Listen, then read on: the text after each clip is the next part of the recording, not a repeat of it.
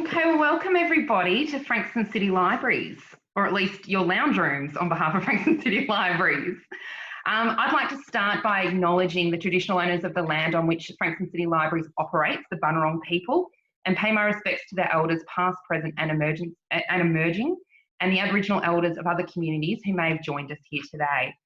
So tonight we are joined by Katherine Kovacic, who of course her latest book is The Shifting Landscape, which I have thoroughly enjoyed.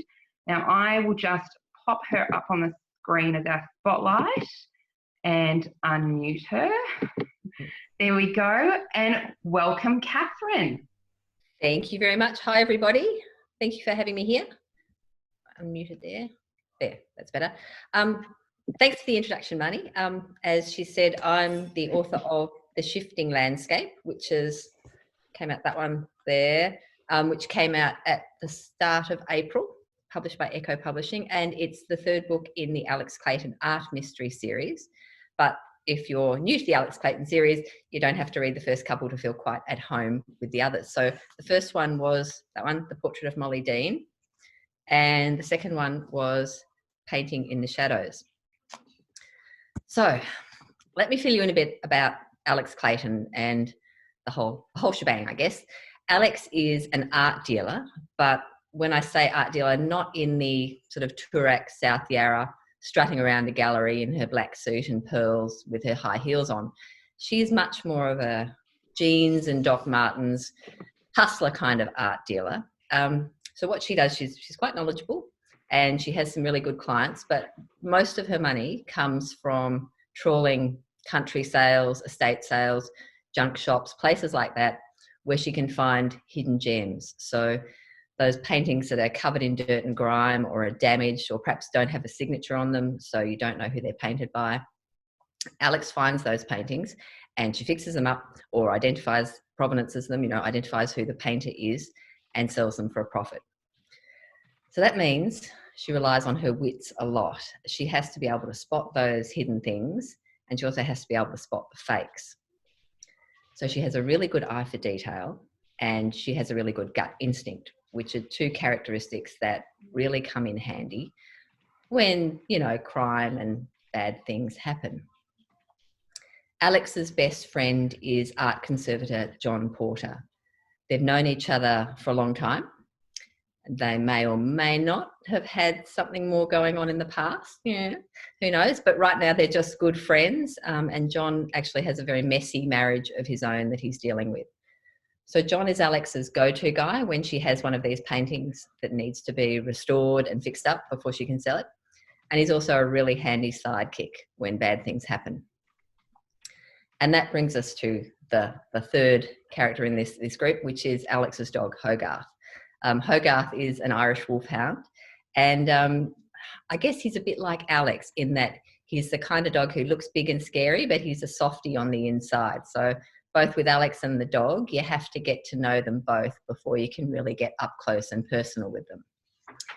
So The Portrait of Molly Dean, which was the first book in the series, that was the one that obviously really got me going, but it was Molly Dean herself who inspired me to really start writing the series, because that book is based on a true crime, an unsolved Melbourne murder from 1930, which Mary Molly Dean was a school teacher and she was brutally murdered on the way home one evening.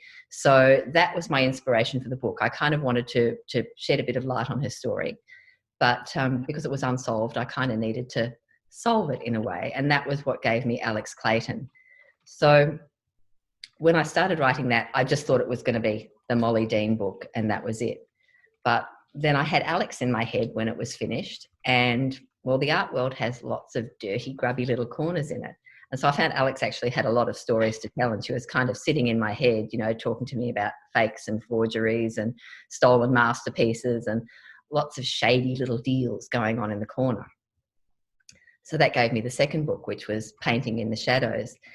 And that's set in the fictitious Melbourne International Museum of Art and focuses around a painting that has a curse on it. And the ironic thing about that is that because, Molly Dean, the book had a lot of fact at the base of it, and the cursed painting is actually the only true thing in the entire second book, which is really weird, cursed painting.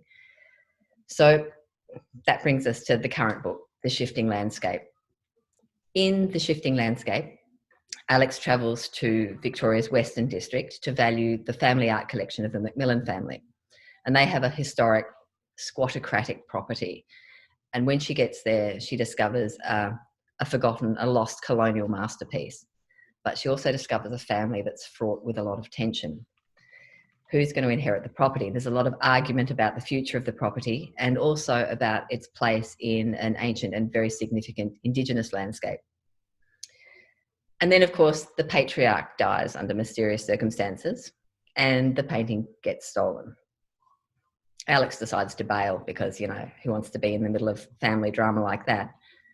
But then a toddler also goes missing. And then, for Alex, this is the real crisis, the dog goes missing too. So fears start to mount for both the dog. Well, Alex is worried about the dog. Everyone else is really worried about the toddler, and she's worried about the toddler too. But anyway, so Alex and John, who has by now been drawn into the mystery, join searchers who are scouring the countryside for the child.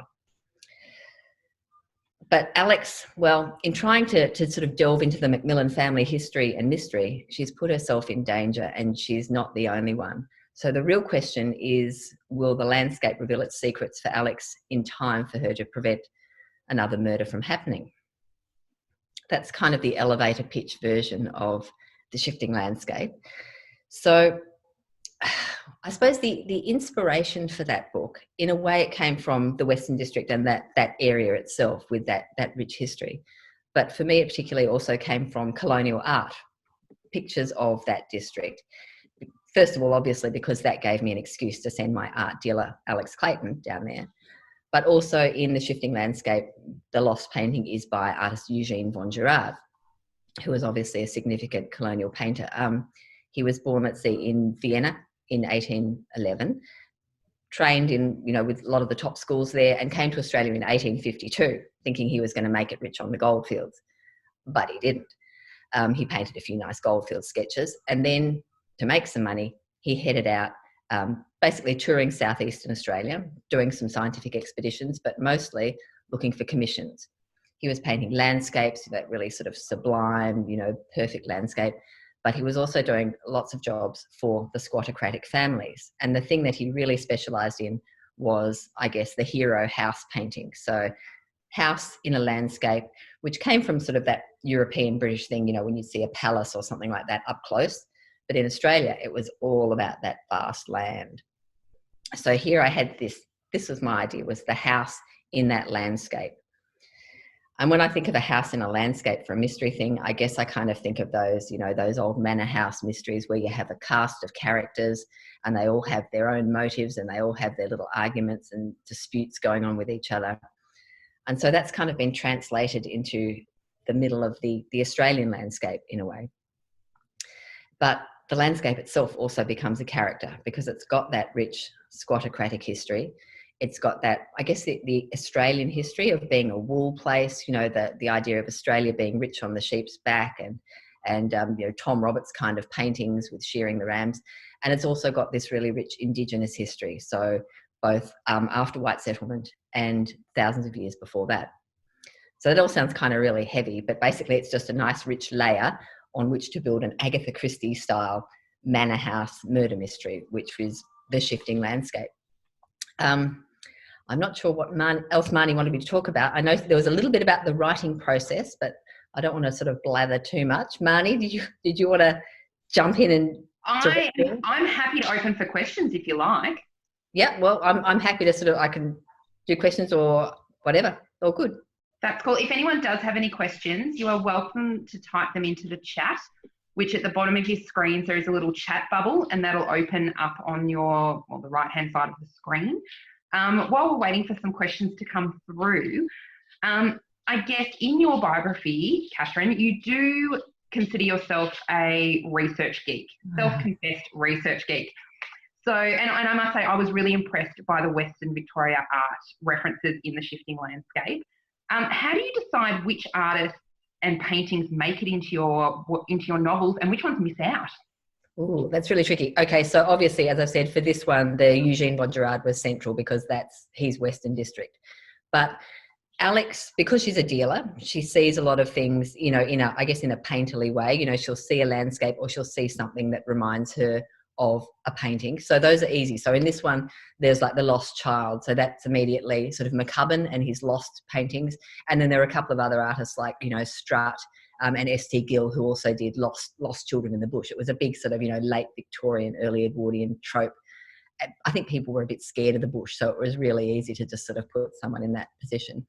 And obviously seeing things, landscapes and portraits. In terms of artists generally, I like to make it that it's something that people can look up. So if I mention a particular painting that's not something I've made up, it will be something that's easy to find. So not something that's tucked away in a private collection, because a lot of people actually like to follow that and go and have a look at the paintings for themselves. And so usually in the back of the book, I'll actually put a list if they're in particular public collections. So that was certainly in Molly Dean and Painting in the Shadows, that there was a list of where the paintings were if you wanted to look online and have a look at them. I do like to do a little bit of subversive, lesser known Australian artists things too. So just drop in a few names. And I confess to having a particular thing about women artists too, 20th century women artists. So I like to slot them in. But mostly, I guess, oh gosh, I'm going to say the short answer, but I've already kind of blathered on with it. It's just kind of where the story leads. So it's, you know, if we're going in a particular direction, it might simply be like the country house one. You think of a country house, I think of paintings of horses on the wall. You know, there's going to be one of those old English style fat cows, you know, the really square, blocky ones that just with these tiny little piggy legs. There's got to be something, a cow or a sheep like that somewhere in a house. And then there'll be, you know, there's going to be a standard, you know, ship or a landscape, those things that someone has just tucked in a corner somewhere and are probably not anything, but maybe there's something, who knows. So it's partly the house and partly the characters too. So if you've got, you know, if I've got a character that's a little bit more crazy or over the top, they might collect modern art. And also, you know, if I've got the dealer characters, then we might have an artist that we just wanted, you know, that was out of favour at that particular time. So it's sometimes it's a matter of looking at the art sales records for a particular period and seeing who was in and who was out. If Alex is in the auction room, then we're going to have one of those in artists who's going to be obviously selling well, and they might have a few, you know, snide remarks about the lesser artists or the ones that are just out of favour at that time. Excellent. And that does actually lead us into Danielle's question, which is, do you have a background in art? Yes, I do. I started as in veterinary medicine, and then I actually switched to art history through a very, very convoluted route. But the link is that my PhD in art history was on the representation of animals and human-animal bond in art. So that was how I kind of neatly, not so neatly, segued from veterinary science into art history. Excellent. And Danielle also wanted to know, did you have a 3-book deal to publish? No, I didn't. It was just Molly Dean to start with. And then that, as I said, I had Alex in my head and they really liked how the character was developing. So we just took it from there. Excellent. Now, one of my questions was, who is Hogarth based on? So Alex's trusty sidekick, Hogarth, is he based on Leonardo or Oberon? Okay, so everyone, my dog's a Leonardo, who is a Russian wolfhound. He's asleep over there. And my other dog is Oberon, who's a Scottish deerhound, and he's asleep over there. But I have had Irish wolfhounds in the past. So I think Hogarth really started as an amalgam of Irish wolfhounds in the past. But I do teach dog training as well. So it's kind of like people watching. I kind of dog watch as well. And I see these funny little behaviours and things like, got to put that in for Hogarth. But I think the other thing about Hogarth is, and that again comes almost from this looking at animal behaviour and looking at the interaction between people and animals in paintings, is that we do actually think differently about people when they have a dog in the painting, for starters, or in the picture, and then depending on the breed of dog. So again, this comes back to why Alex has an Irish wolfhound. If she'd had a small white fluffy thing or a chihuahua, you know, that was sort of sitting up here and you would have a very, very different impression of Alex. Similarly, if she had a golden retriever that was bouncing around all over the place, or a Rottweiler or a German Shepherd that was quite barky. So it shapes how you see Alex having Hogarth there. And yeah, little tricks and things, you know, I pick up from my dogs and from other dogs that I teach, sometimes come into Hogarth's characteristics or into characteristics of dogs that he might meet in the dog park. It's funny you say that, because when I was reading Alex as a character, I saw her, probably because of Hogarth, someone who was very settled and had quite a presence, whereas she wasn't a, you know, happy-go-lucky kind of girl. Golden retriever kind of girl. Yeah. Like she was never going to have like a terrier. That's it. Absolutely. Now, Tamara has made the comment that it's funny because another author has an Irish wolfhound in his novels, and the dog's name is Oberon. Oh, so my Oberon, well, it's actually Old German. It means noble bear, but my Oberon was actually Shakespeare's Midsummer Night's Dream Oberon, which sounds really arty, but he's not. He's the king of the fairies, but he's not like that. So he's a very, again, quite a settled dog. Yeah, absolutely. Now, for you, what does the writing process look like? Like, is it a lengthy process for you? Do you have 3 or 4 novels on the go? Is it a 10-year process? How do you approach your writing? Not a 10-year process, because I've kind of got, you know, the other jobs going in the background too. But for me, I guess you know, people talk about quilters and knitters, and so a quilter as a writer is someone who can write little bits all over the place and then patch them together at the end. And a knitter, you start at the beginning rather, so at the end, that'd be nice, and move all the way through. And so I'm very much that. I have to follow my story through from the beginning to the end, and I get really bogged down in details. So I'm not one of those people who can just write in a line and say, describe the street scene here, and then move on with the story. I have to know where my characters are and what they're doing. And sometimes that can be a real pain, because it'll be a little detail and I'll just be suddenly like, what did a landline phone look like in 2002? What sort of phone did we have then? Because all the technology was changing really quickly. So then, I cannot keep going. If Alex has picked up the phone, I need to know, even if it doesn't actually end up being in the book, I kind of need to know what sort of phone she's holding and how that all works. So pro tip for that one, the Telstra Museum in Hawthorne, open, I think it's like first Tuesday of every month, and staffed by, you know, retired Telstra engineers, you know, all these great guys in their 70s. And just be prepared to allow lots of time, because, you know, you ask a question like that, it's like history of telephones in Australia. But it's really, really helpful. Maybe take them the Arnott's assortment as well. Like, yes, definitely. Now, Tamara has asked, with that, do you plan in advance? Yes, I do. So I always know where I'm going to end up. Sorry. And I know roughly my points along the way. But having said that, sometimes the characters take me in different directions. So it's kind of like, you know, if you've got one of those slightly dodgy GPS things and you think you've planned the route that's going to take you straight down the freeway, but suddenly you're sort of off on the little side roads, and some of them are really good and you find really interesting things, and some of them you're just like, get me out of here, get me back. So yes, there is a plan, but sometimes things don't go according to plan. I think we were just discussing that before we came on air, about how in my own book started off in one way, went to another, and then it's taken a completely different direction from the initial outlook. So I can completely understand how those things can change as they do evolve. Yeah, in the one that I'm working on at the moment, which is one of the things I'm working on is another Alex and John mystery. And Alex went on this date, and I had completely planned that she was going to turn this guy down, someone completely different.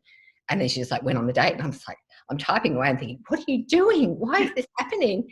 And it kind of turned out really cool, I think. But anyway, it was very unexpected for me. So it made me sound a little bit crazy, like I've got these characters in my head. But anyway, moving on. You were almost the best friend of that character, going, what are you doing? This isn't like you. Oh, absolutely. So you sort of want to talk to them. You want to just sit them down and say, listen, this is not good for you.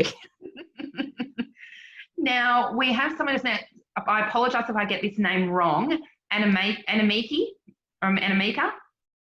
Close? Okay.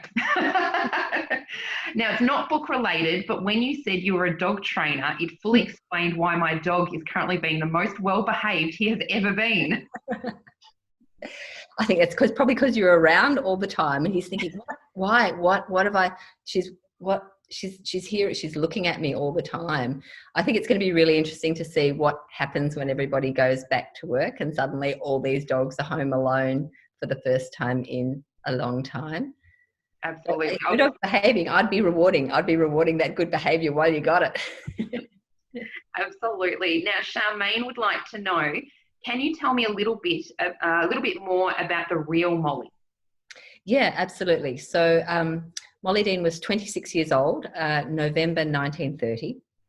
She was a school teacher, but she had aspirations to become a writer. She had a few things published, but she was thinking of giving up her teaching career, which she was very good at. She was teaching the disadvantaged students, what they called the sort of the improvement class. So everything ranging from kids with slight learning disabilities to children with deafness or mild mental impairment. So she was really good at that, but she wanted to write a novel, and she had some things published, but what she was doing was she was basically hanging out with the bohemian crowd. She came from a nice middle class family in Elwood, but she was hanging out with the artists and the philosophers. And so that there got to be a bit of victim blaming when she was killed, because it was, if she hadn't been hanging out with the racy crowd, this never would have happened. But essentially she was walking home by herself one Thursday night. She'd been to the theatre with her friends. She'd gotten off the train, but she'd missed the last connecting tram. And about 200, 400 metres from her own home, she was ambushed. Someone jumped out of a hidden gateway and bashed her and strangled her. And she was found fairly immediately. She wasn't quite dead, but she died later in hospital. And the crime was never solved. It was a huge sensational crime at the time. They were charging a family friend who was incredibly suspicious because he had kind of been stalking her, but he'd been stalking her at the instigation of her mother. So there's a really huge, weird family thing going on there.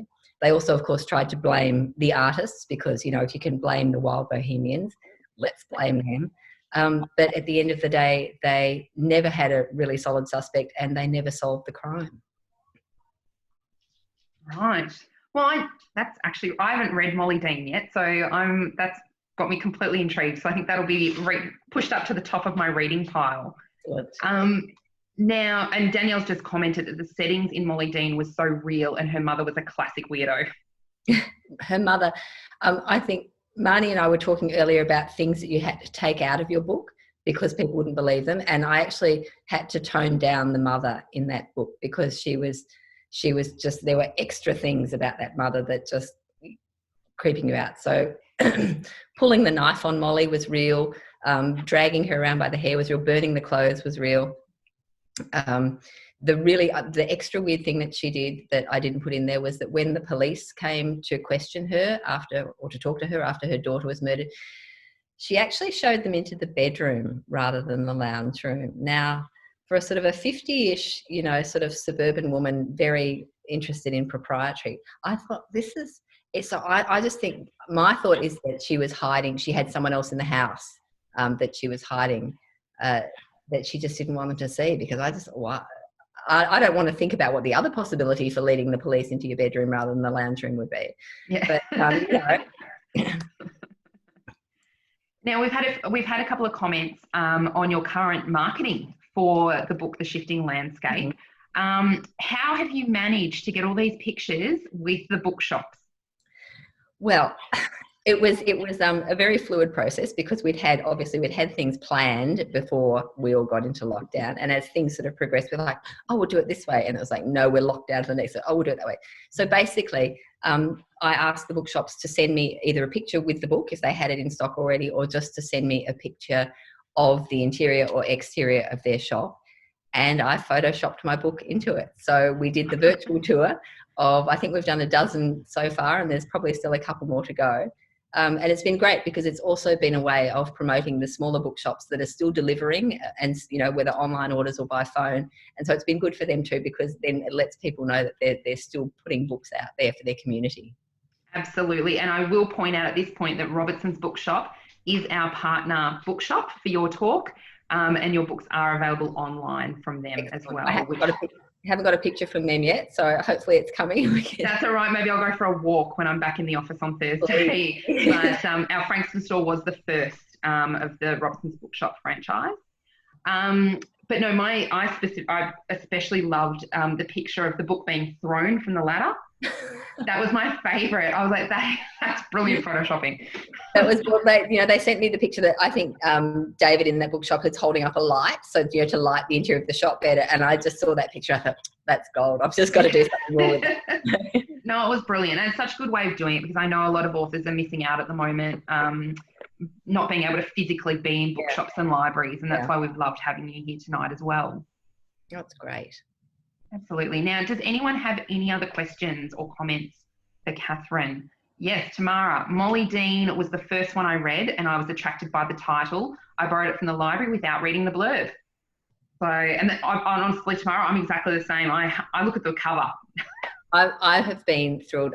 My cover designer is a woman called Nada Bakovic, and she's done all 3 covers.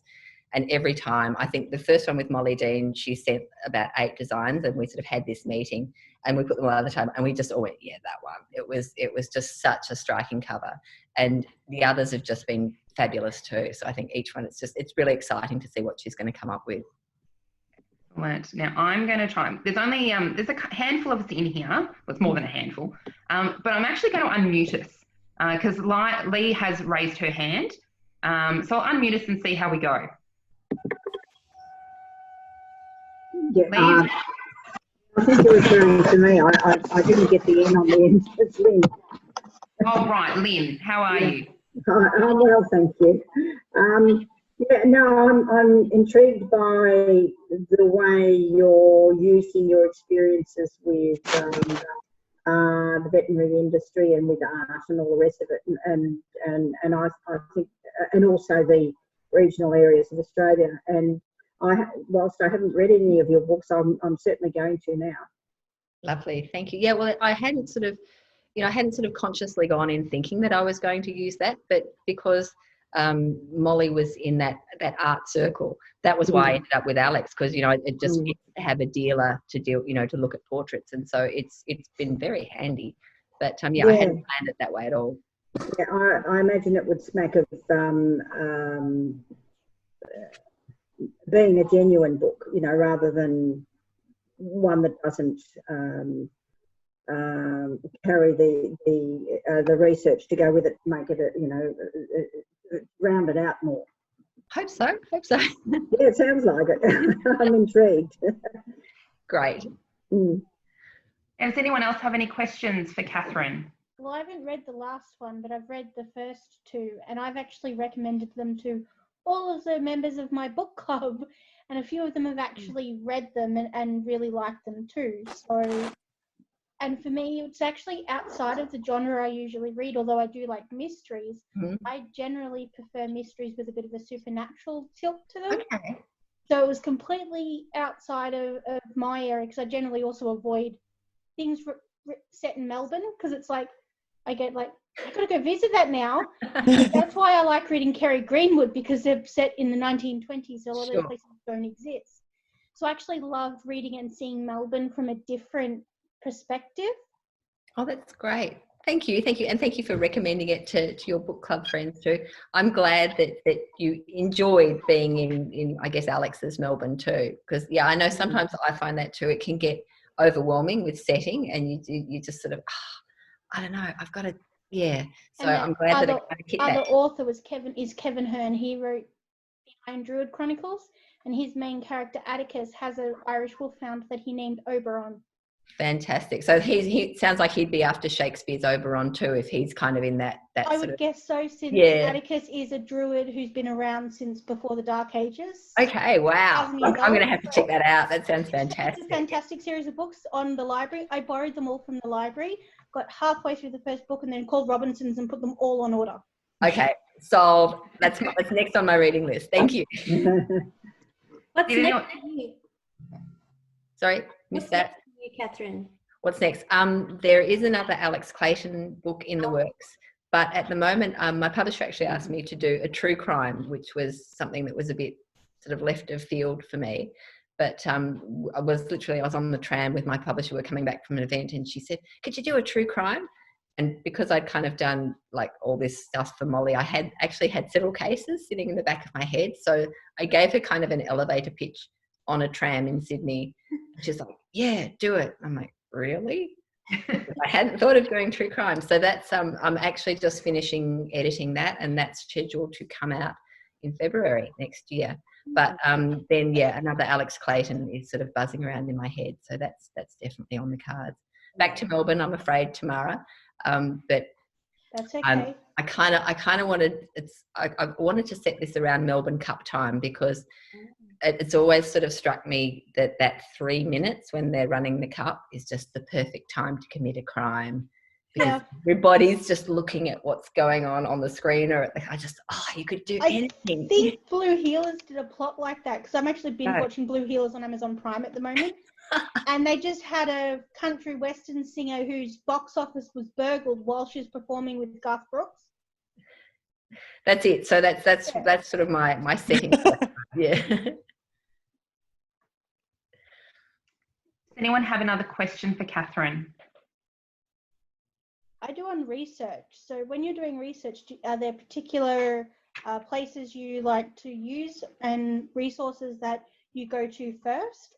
Or do you start specific or start broad and then narrow down? I generally start broad, I guess. So, sort of for the Western District history. So I'd start with, some of those kind of history books and things, but I don't necessarily read stacks of books. I sort of pick and choose what I need.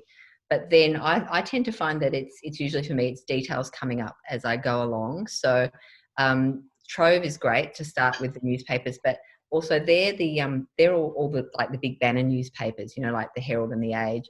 And often you get more detail in the local papers and the smaller publications. So I'm in the State Library a lot, when you can go to the State Library, looking at the microfiche papers, the smaller ones, because it's, you get the big picture things, and I have to say the Truth, from the 1930s is fantastic, because they're just so salacious, and it's just all completely, then everyone who's dead is nude, and they're this and they're that, and they were outraged, and then you sort of read 2 days later that actually no, they were dressed, and no, they weren't assaulted. But Truth have had a fabulous time with it in the meantime. But the little papers give you more detail, I've found, about the streets and the names of people. And, because their reporter's actually spoken to the neighbour that's 3 doors down. So you just get these tiny little nuggets. Yeah. Historical societies are great. I've found they're always incredibly helpful. And there's always someone who, when you tell them what you're doing, they're just like, yes, we've got this, we've got that. And then I've had people who literally would be emailing me 3 months later and saying, look, I found this person who was, related to that person, and I asked them and they had this thing, so it's just getting into those local historical groups, I think, is really great too. And I think also, Katherine, most libraries also have a local history librarian. So I know we've got a lot of our old local papers on Trove, accessible at Frankston City Libraries, and our local history librarian, which is fantastic. Yes, and Sally is amazing. She is, isn't she, Tamara? Because I'm at uni at the moment, and I had to do a history project on something local to me. So I actually picked the history of libraries, and then specifically the Frankston Library. Oh, wow. And I have the assignment somewhere, and I did mean to show it to Sally, because they were actually going to make it available through a link with La Trobe, because that's where but there was issues with uploading mine or something, so I don't think mine quite made it. But Sally was so helpful and gave me resources and stuff that couldn't be taken from the library. That's brilliant. That was really, really good. But of course now my major's changed to ancient history and classics. So yeah, getting the scoop kind of a bit hard if Livy's been dead for 2,000 years. Yeah. I don't know. Someone will pick up something. I just had my Latin test an hour ago. Oh, my wow. Latin. So it was my mid-semester Latin test, and I had an hour to do it, and I'm trying to get it done so you have something to eat before this started. Oh my goodness! Wow. It's good that you can wind down with this. Yeah. I submitted it with 6 minutes to spare. Well done. 6 minutes, that's gold. The other good resource I found, if you're doing something historical, is the mail order catalogues from the period. So Buckley's and Nunn and Foy and Gibson, if you're looking for clothing, and advertising in the papers too, which is my big distraction when I'm actually looking for the articles, and then I see all these great ads for, patent remedies and corsets and things, and you're just like, oh my goodness. Oh, and recipes. Oh my goodness. But yes. the recipes from the older newspapers, and you're just like, really? Oh, okay. That's my problem. I get distracted with the research because you start with one thing, then like leads to something else, and then you're miles away from where you started, but it's been such an interesting journey. That's it. And you know, it doesn't always make it into the final draft, but it colours the way you're thinking and the way you're setting your characters. So it's all helpful. That's what I tell myself when I'm reading all those. And I know you said you've got other jobs that you do, but do you have a set limit of words you like to try and write a day? Because I know a lot of authors set themselves a target each day. I try to, but a different day. So if I know I've got a good writing day when I've got a solid few hours, yeah, I try to do that, but I don't hold myself to it too firmly because I do get bogged down in some of those research details sometimes. So sorry, I've just got a dog walking in here. There he is. Oh, that's okay. My brother walked in before to get a drink, so I'm sitting in the kitchen. No, I was just interested because I follow both Kevin Hearn and Laurel K. Hamilton, and Laurel's been really great about posting videos and doing readings from her books lately because of all of us being stuck at home. And she's one of those professional writers and sits and has blocks of time she writes. And we get to see her office, which is amazing. It's just this huge room with lots of glass windows. But listening to her talk about her process, and she was saying today that she has to dress for work because she has found that not dressing for work lately, she hasn't been as productive. So that means getting up and putting non-sweats on and putting makeup on and doing her hair. She finds she's more productive if she dresses for writing. That's interesting. Well, I find out my best time of day is sort of first thing in the morning. So I often walk my dogs like really, really early, and that kind of gives me that clear headspace. And then if I'm nice and early, then I can come back and I'll have a solid hour and a half where I can really just get into it, and then I can sort of put it aside and do the rest of the day. And it just sits in the background. So having that dog time, which is just the clear air, really helps me get into a writing space. And I think if I didn't have that, it would be harder for me. So kind of same sort of thing, that you have these little sort of mental and physical triggers that get you into the right spot to write. Because I found that I'm not one of those, really lucky people that's, oh yeah, I just dashed off 200 words while I was on the train coming home. It's like, I really need to kind of sit with the characters and the space and the story and just, have a nice 45 minutes to an hour to know that I can really get into that groove. I can't just dash off little chunks here and there. And do you have any recommendations for people who are trying to get things written? Because I keep starting projects and I don't finish them. Okay, so I think the thing is you've just got to push through that first project, because if you have other ideas that are really exciting, put down the idea but put it aside and just go back to that first project. And even if it's feeling really scrappy, just keep going through, get the story down, and then you can fine tune the details later. I think that's the hardest thing, because one of my friends calls me a magpie because I get distracted by shiny things. Yeah, it's a shiny new idea and have to go follow that for a while. It's really hard, but I think you've got to bash through that story, and it's hard when it feels like it's not working, and you can see the end like a little mirage on the horizon, but you just can't seem to get closer to it, or that the story is kind of dragging you down like quicksand. I can't, but you get through that bit. So even just get the words out. And it's the hardest thing, but it's what you need to do, unfortunately. Danielle, go Danielle. That's all right. Can I ask you, did you have anything else leading up to the publication of Molly Dean? Was there anything else that you were doing, or you've been working on that for a long time and you finally got it to the publishers, or did you get an agent, or what happened? I'd been working on it for a while, so I'd sort of finished another block of work, and then I had this space. Space, it sounds like a huge amount. I'd had an area in my schedule, and I thought, now I'm going to write. So I basically think I wanted to keep that thing and not let it get sucked up by all the other work and family and things that occupy your time. So I started writing in that, and I'd had Molly in my head for a while, but I hadn't had Alex. So I'd wanted to do something with Molly for a long time, and I'd had bits and pieces of research about her, but I couldn't quite see how to form that true story into something something that I wanted, because I thought if I wrote, I know Gideon Haigh ended up doing Scandal in Bohemia, which was also on the Molly Dean thing, but for me, a true crime where you still got no resolution in the end, I thought that would really kind of annoy me to write to that point. And also for Molly, I think for me it was about her being this woman who was kind of lost to history, and she had this own fabulous story, and she'd become this footnote to the artistic group.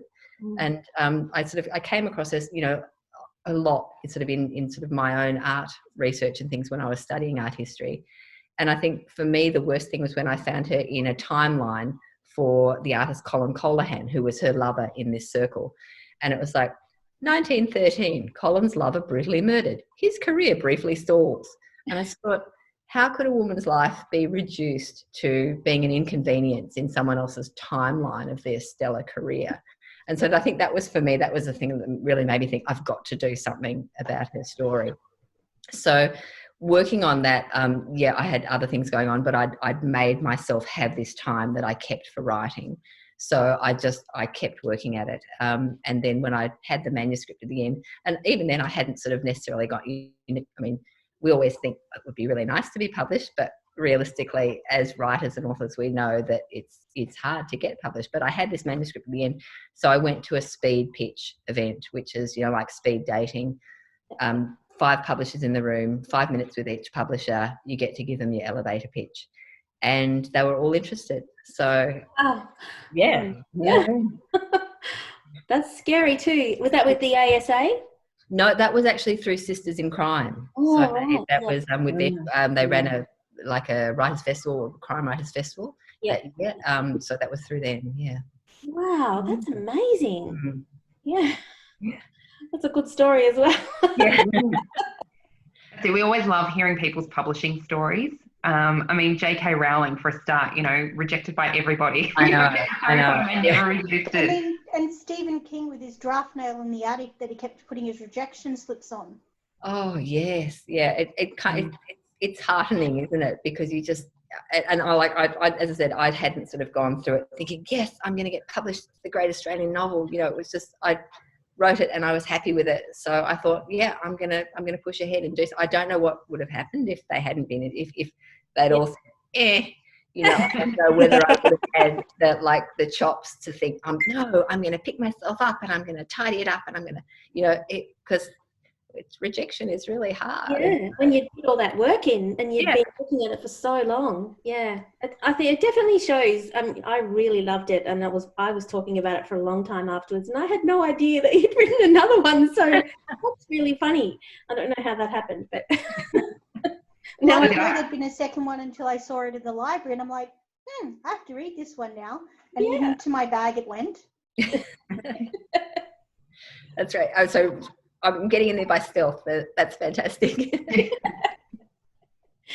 Excellent. Now, does anyone have any other questions for Katherine? Excellent. Awesome. Well, I'll mention again that Katherine's books are available to purchase via Robertson's Bookshop from their website at the moment.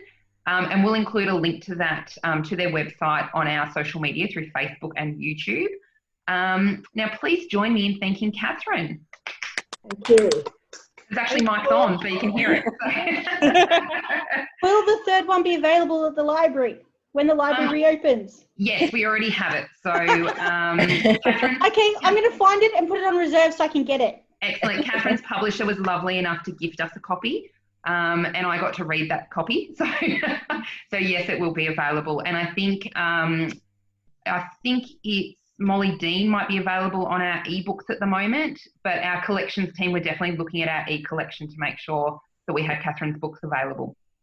So if you don't have the apps at this stage, you can download BorrowBox, RB Digital and Cloud Library with your Frankston City Libraries membership, and you can access those books and e-audio books for free.